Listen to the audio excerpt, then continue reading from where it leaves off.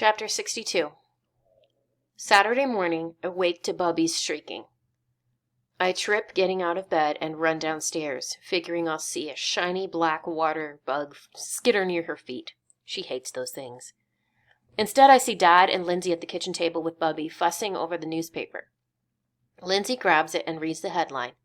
Local boy and his hamster become internet phenomenon. Davy, you're famous! Bubby squeezes my cheeks in her palms and kisses me hard on the forehead.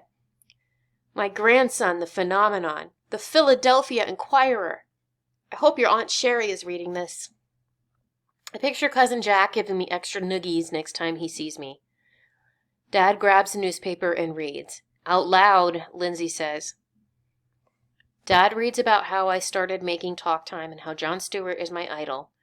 There's a photo of me and Hammy, which makes me totally choke up. I think of his empty cage in the garage and how much he'd love to have pee on this article.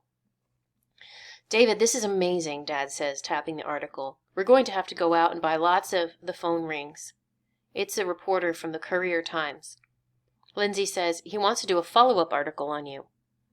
After I answer his questions and hang up, the phone rings again. It's Dad friend Alan Drummond. Hey, David, saw the article about you when I was at the gym this morning. Congratulations, man. I blush. Thanks. Alan Wexler calls too and congratulates me. So does Jack.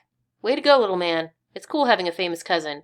Does Lindsay know about the... Yeah, I say, feeling bad all over again. Because now more people will see Lindsay's cream-covered face in the daily acne forecast. I wish I'd never put that in the videos. 3 people request radio interviews. 2 newspaper reporters, 4 neighbors, and it seems most of Bensalem and approximately half of the rest of the country call. Even Miss Myers, Mr. Karp, and Miss Petrosia called to congratulate me. I can't believe it. I'm so busy answering the phone I don't have time to go online.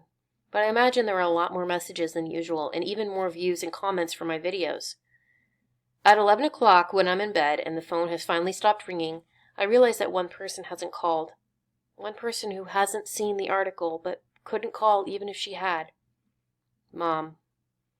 I shuffle into the hallway and see a light shining under Lindsay's door. I knock. Yeah? Lindsay's in bed, reading Ella Minnow P. She puts the book down. Hey, I say. Hey, David, what's up? She pats the edge of her bed. I sit and tell her all about Tommy Murphy and how he gave me a swirly. Lindsay's quiet for a while, then says, Tommy Murphy's a jerk. It wasn't even your birthday. She opens her arms, I fall into them, and Lindsay gives me a bone-crunching hug.